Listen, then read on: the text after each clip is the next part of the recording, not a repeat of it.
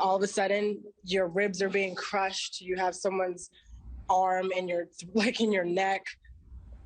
You're trying to breathe, but you can't. Like, I literally almost passed out. There are a lot of women in my area.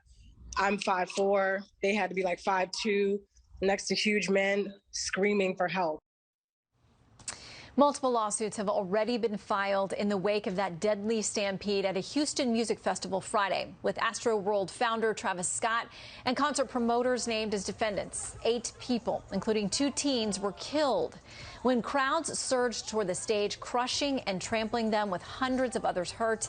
The rapper completed his set, later releasing a statement saying he did not realize how out of control things had gotten and that he was, quote, devastated by the tragedy.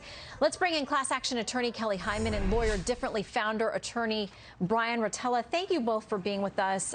It is just tragic to watch these videos, to hear these stories. Our hearts go out to these families, and I cannot imagine when you watch this thing unfolding, people were so panicked. And yeah, there are lawsuits already filed. We knew it would only be a matter of time. I want to read something from FoxNews.com today about this. It says, Scott's reputation for chaotic shows famously started after a 2015 appearance at the Lollapalooza Festival in Chicago, where he was arrested only minutes into his show and charged with disorderly conduct after encouraging fans to jump barriers and rush the stage. The rapper pleaded guilty in that incident, was sentenced to 1 year of probation. Kelly, how much would a judge allow that past issue to be considered in a lawsuit involving what happened tragically Friday night? Well, first, Shannon, my thoughts and prayers go out to the family and loved ones that lost someone or injured. It's so horrific. But that's a really interesting point, Shannon, you bring up now, whether the court ultimately makes that determination, whether that prior stuff comes in. But the plaintiffs are definitely going to argue that absolutely it should come in, but it shows that a past pattern of conduct that he's had in the past and that he's doing it again and again. And so that's why it's really important for the courts to look at that. But ultimately, it'll be up to the judge based on the facts and evidence whether to let that in. But if the plaintiffs get that, that's going to be key for their case. Yet another high-profile criminal defense attorney who spoke to Fox, Benjamin Brafman, said this: if the facts were to demonstrate that Mr. Scott were warned about the size of the crowd and ignored it, or if there was an intentional disregard of safety procedures where fans were encouraged to rush the stage, and he says that seems to be some of the news coverage, then it's not impossible for there to be criminal liability. Bryan, with what we know, we're early on in this case, what do you assess? Well, Shannon, remember, with the criminal standard, it's beyond a reasonable doubt. Here, it's preponderance of the evidence, which means the jury just has to find in these civil lawsuits just a little bit more that Mr. Scott was liable. I agree with Kelly, and let me tell you here that there's 2 other incidents that would have given the standard of what we call foreseeability. He should have known or knew or should have, or what he knew. And it's 2017, there was a stampede where he was arrested for inciting a crowd. And then in 2019, at the same event, the Astroworld event, 3 people were trampled back then.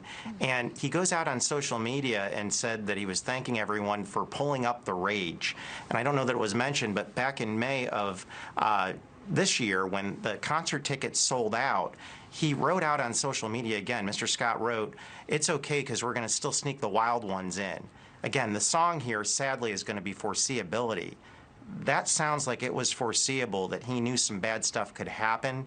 And unfortunately, some really bad stuff happened, tragic stuff happened, and people lost their lives. I do think Mr. Scott's going to have a lot to answer for. I think if this gets to a jury, he's going to have to pay for it. Well, again, you mentioned it, and it's important to note those distinctions between criminal and civil. In either case, it could, the plaintiffs and the victims here could have a lot of avenues for going after the people involved. Now, this is really a concert handled by Live Nation.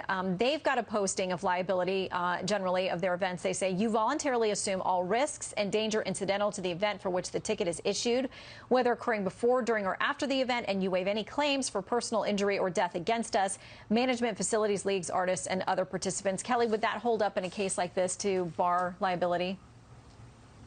That's a good question, Shannon. Ultimately, it'll be up to the judge to make that determination, but some would argue that you can't waive away your rights to stuff that's in the future. And so just because of that doesn't mean that you're just giving up all your rights by doing the tickets, and that it was foreseeable and they should have taken action to protect the people. Yeah, again, our best goes out to these folks who have suffered a lot of loss and people who are still very heavily injured at this point and families who are grieving. We'll watch this. It's just the beginning of probably a legal fight that's going to go on for years. Kelly and Bryan, thank you very much for your expertise. Thank you, Shannon. Great to see you.